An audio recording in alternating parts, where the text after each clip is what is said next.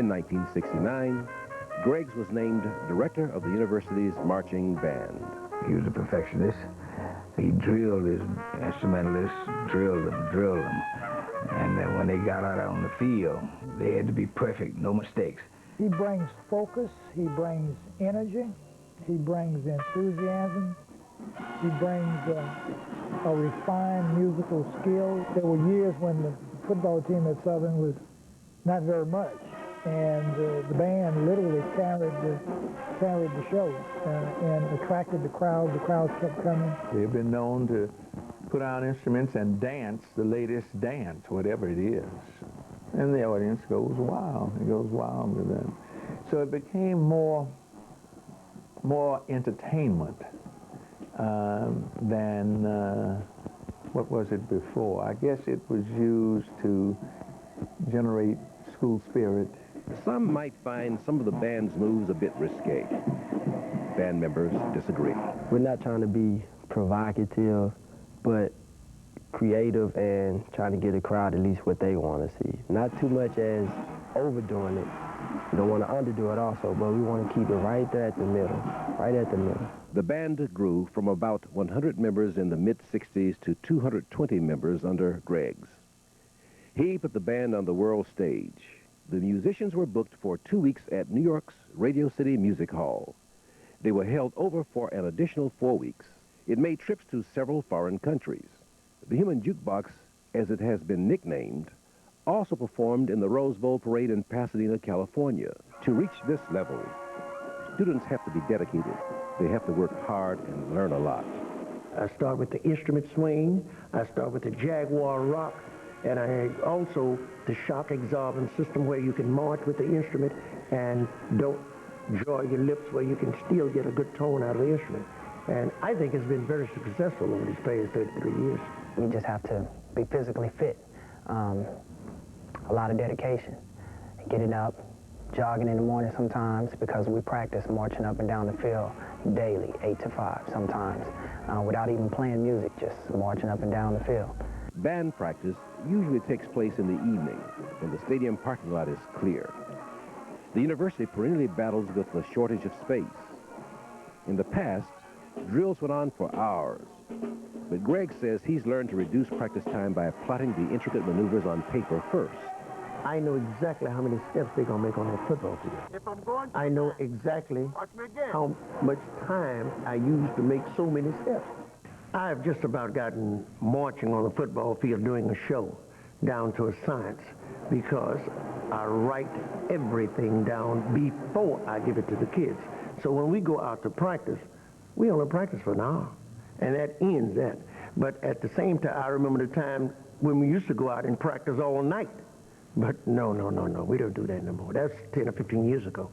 We go out for 7 o'clock, we are in at 8. The shorter practices also result from the talented students who comprise the band. And so in a typical year, we'll get 100, maybe up to 150 kids who will come in order to go out for the band. Out of that number, he might select 30 or 40 or 50. Regardless of how good the students may be, they often suffer from jitters at game time, especially during the first few events. The upperclassmen that were marching next to me told me that if you feel nervous, just don't play and just think about what you're going to do next. And that's what I did the whole show. I didn't play a note.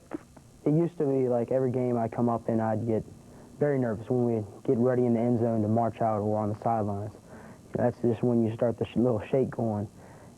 But once you get into the show, within the first 30 seconds, you just take your mind off the crowd and go with it. Grant Milliken vividly recalls his first day of band practice.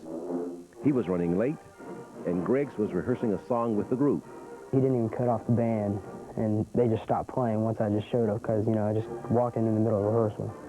So I was very uneasy at first. But as soon as we went to a dinner about an hour later and found all these people sitting beside me, asking me questions, who I am, just welcomed me in, and never had a problem ever since.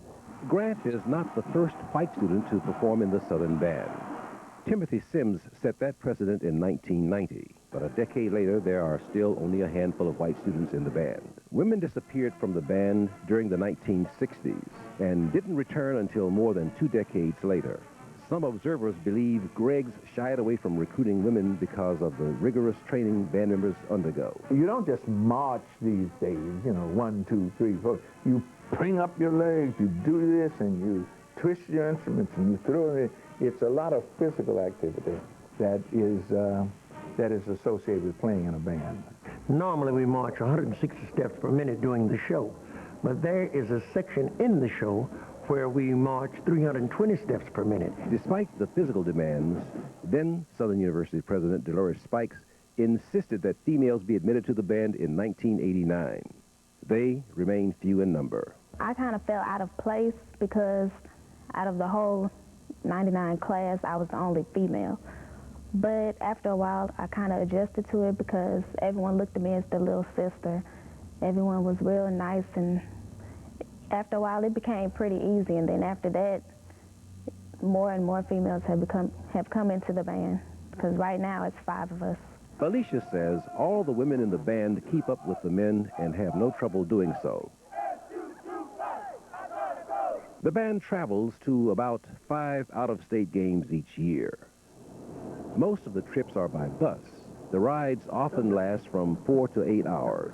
While on the bus, students spend their time studying, resting, reading, chanting music, watching movies, and playing cards. This travel is in and of itself a major experience for many of the band members. We went to Bermuda. We did a parade in Bermuda. It was nice experience. Got a chance to see what the ocean looked like, clear compared to the water we have in the river, or the kind of murky and dark. But the water was crisp. It was, you could see straight through it. It's a once-in-a-lifetime experience. You go places you never been, see things you never see, do things you never do, meet people you never meet before. Some of the older students serve as mentors to the younger ones. I sit and talk with them, show them how to go out into the different towns and shop and whatnot without actually getting into any trouble, going into wrong neighborhoods and so forth. The ultimate trip each year is to the Bayou Classic. Bayou Classic is a big deal. That's the last game of the season, and a lot of hard work goes into that through the whole week. After each competition, the fans of each band believe they have won the bragging rights until the next year, regardless to what happens during the game. Fans know the halftime show will be loaded with energy.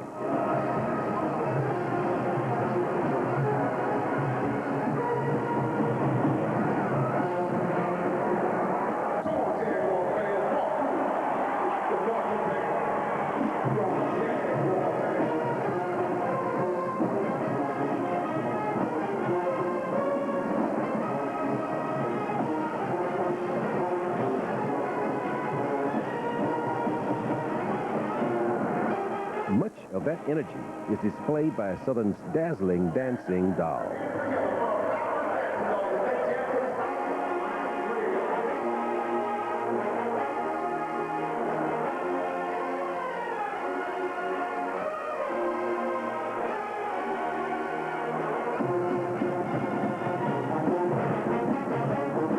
The dancing dolls are the icing on the cake because they dance. They're just not out there doing whatever. They're doing those things that exemplify the epitome of good dance. The crowd is going crazy, and we're trying to put our all into it, no matter what. We also try to do things when we dance that would keep us apart from other dance teams. What does the future hold for the Southern Band? Greggs is in his 70s. He admits he is aging. He has 5 assistants, some of whom have been with him for years. Mr. Jackson and I write most of the music, and we're responsible for rehearsing the band. And Mr. Augustine, is our administrative assistant, and he takes care of all the business. And Dr. Gregg does the field work and rehearses the band and whatever else he wants to do. He has sent dozens of band directors to schools around the country, many of whom would love to return to their alma mater. Carl Collins is one such example. He's band director at Central High School in Beaumont, Texas. His band performed at a Southern University football game.